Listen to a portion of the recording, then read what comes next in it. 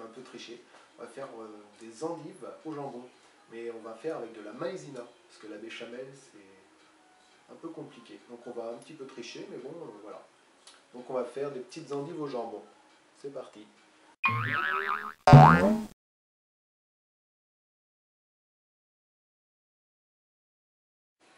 Donc voilà, pour nos endives au jambon, on a besoin de tous ces ingrédients. Donc des belles endives, nettoyer, laver tout ça, du gruyère, du lait, de la maïzena, on va un peu tricher, du jambon et bien sûr du sel et du poivre. On va donc faire les endives au jambon et on va d'abord mettre les endives dans la cocotte et une fois que la vapeur sera actionnée quand j'aurai fermé le couvercle, on les mettra 10 minutes à cuire pour qu'elles soient un peu plus... parce que sinon c'est un peu trop dur et c'est vrai qu'il faut que ça soit quand même bien cuit. Voilà. Donc là c'est parti, on met sur légumes. On est à 6. On a un petit peu fait bouillir d'eau avant pour que ça dure moins longtemps la cuisson. Et là on va attendre le petit tchout-tchout. Et après, au bout de 10 minutes, on pourra les enlever. Donc là, pendant que les endives sont en train de cuire, on fait chauffer 500 ml de lait, mais pas trop fort, doucement, il faut y aller doucement pour pas que ça prenne au fond. Donc voilà, on laisse bouillir 500 ml. On a préparé notre maïzena et on l'a dilué avec un petit peu de lait froid.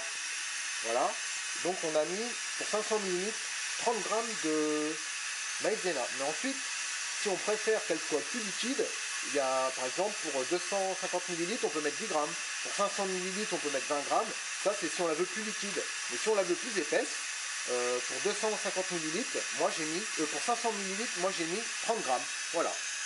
Donc on va attendre que ça se termine. On va aller préparer le jambon au gruyère.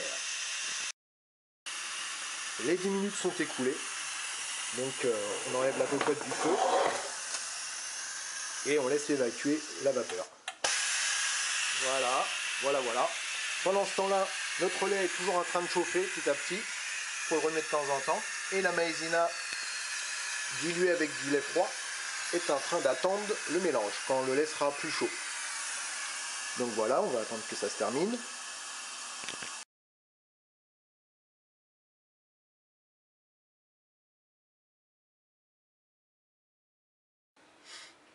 Donc voilà, notre lait commence à être chaud. Donc on a mis du sel, du poivre et un peu de noix de muscade. Ça donne un bon petit goût. Faut pas trop en mettre, mais c'est pas mauvais.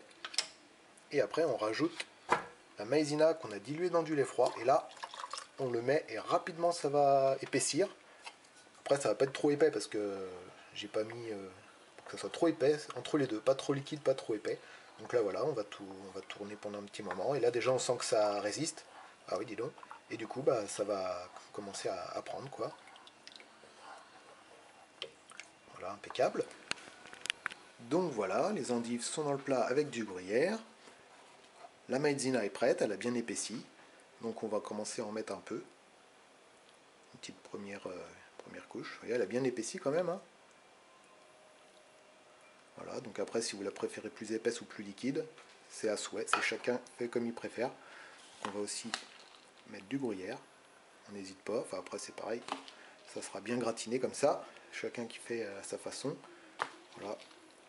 Puis on va remettre une autre petite pour que les endives soient bien recouvertes. Voilà. Encore un peu de gruyère. Impeccable. Et voilà, du coup, on va mettre notre plat au four. Donc on regarde une dernière fois, voilà, avant qu'il cuise. Là, on va le mettre dans le four. Je dirais thermostat, moi je mettrais 180 à 200 degrés. Après, c'est pendant 30 minutes. 30 minutes, ça devrait être bon. Et après, c'est au fini. Voilà, c'est parti pour 30 minutes de cuisson. Et si jamais c'est pas assez, là je suis peut-être pas très calé sur le temps qu'il faut mettre et combien, mais c'est pas grave, on verra bien. Donc voilà, c'est bientôt prêt. Donc finalement j'ai remis un quart d'heure de plus en cuisson avec un thermostat un peu plus élevé pour que ça gratine. Voilà. Waouh! Donc comme vous pouvez le voir là, c'est bien gratiné, c'est bien cuit, impeccable. Mais du coup, hein, ça a été un petit peu plus long. J'ai remis un petit peu en fait. Un peu plus de thermostat. J'ai mis à 250 pendant 5 minutes. Et les 10 autres minutes, j'avais mis à 200 ou 220. Donc voilà. notre plat est terminé. Donc il faut compter, j'avais mis une demi-heure plus un quart d'heure, 20 minutes en plus, en mettant un petit peu plus fort sur la fin pour que ça gratine bien. Donc voilà, c'est un plat qui est pas trop compliqué. Et voilà, et on va bien se régaler. Et voilà, c'est terminé. Je vous remercie de nous avoir suivis. On reviendra peut-être dans une autre émission pour faire une autre recette, on verra. Enfin voilà, en tout cas, c'était cool. Je vous dis à très bientôt. Puis merci, hein. Et puis bon appétit.